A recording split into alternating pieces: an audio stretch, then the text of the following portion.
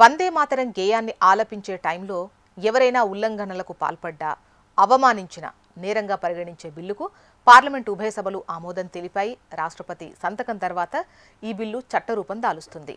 The prevention of insult to national honour 1971 జాతీయ అవమానాల నిరోధక చట్టంలో ఇప్పటి వరకు మన రాజ్యాంగం, జాతీయ జెండా, జాతీయ గేయం, జనగణమనకు మాత్రమే రక్షణ ఉండేది. వందే మాతరం కూడా జాతీయ గేయమే అయినప్పటికీ ఇప్పటి వరకు ఈ రక్షణ లేదు. అయితే ప్రభుత్వం తాజాగా తీసుకొచ్చిన బిల్లుతో ఇకపై జాతీయ అవమానాల నిరోధక చట్టంలో వందే మాతర గేయానికి స్థానం ఉంది. ప్రతి భారతీయుడు ఎంతో గర్వంగా, భక్తి శ్రద్ధలతో ఆలపించే జాతీయ గేయం వందే మాతరం ఇకపై పూర్తిస్థాయి చట్టబద్ధతను సంతరించుకోనుంది. మన జాతీయ గీతం జనగణమనకు ఏ విధంగా అయితే అత్యున్నత చట్టపరమైన రక్షణ ఉందో అదే రీతిలో ఇక నుంచి జాతీయ గేయం వందే మాతరానికి కూడా కఠినమైన నిబంధనలు వర్తింపజేస్తూ కేంద్ర ప్రభుత్వం కీలక నిర్ణయం తీసుకుంది. ఈ నేపథ్యంలో వందే మాతరం ఆలపించేటప్పుడు ఇకపై ప్రతి ఒక్కరూ విధిగా పాటించాల్సిన నియమ నిబంధనలు, అదేవిధంగా ఉల్లంఘిస్తే ఎదురయ్యే పరిణామాలేంటి అనేది ఇప్పుడు మనం చూద్దాం.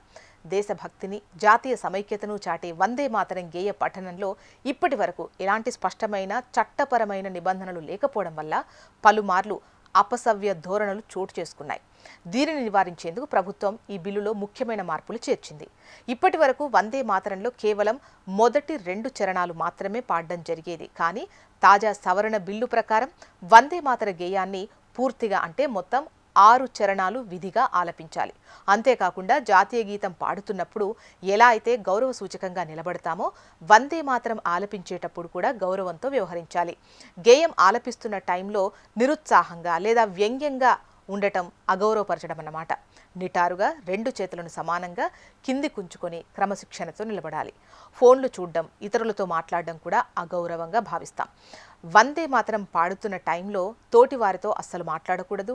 సెల్ ఫోన్లు వాడడం లేదా ఇతర వ్యాపకాల్లో నిమగ్నం కావడం పూర్తిగా నిషేధించినట్టు చెబుతున్నారు.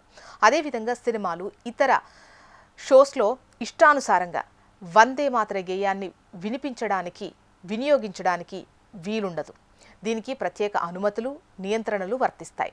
సరదాగా రింగ్ టోన్లు వాడకూడదు అని చెప్పేసి నిబంధనలు చెబుతున్నాయి.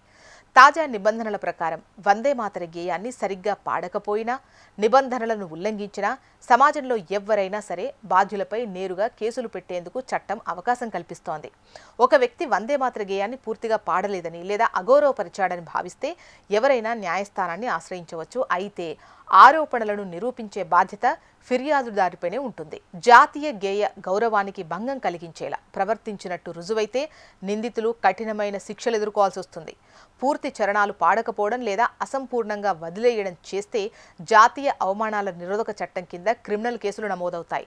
తాజా చట్ట సవరణ ప్రకారం నిందితులకు 3 సంవత్సరాల వరకు జైలు శిక్ష విధించే అవకాశం ఉంటుంది. వ్యంగ్య చేష్టలు, ఫోన్లు మాట్లాడితే 1,00,000 నుంచి 10 లక్షల వరకు జరిమానాతో పాటు తగిన శిక్షలుంటాయి. స్వాతంత్ర సంగ్రామంలో జాతిని ఏకం చేసిన మహోజ్వల గేయం వందే మాతరం. స్వాతంత్ర పోరాటంలో ప్రతి ఒక్కరిలో దేశభక్తిని రగిలించిన ఈ గీతానికి సముచిత గౌరవం దక్కేలా కేంద్ర ప్రభుత్వం తీసుకొచ్చిన ఈ చట్ట సవరణ అత్యంత ప్రాధాన్యత సంతరించుకుంది.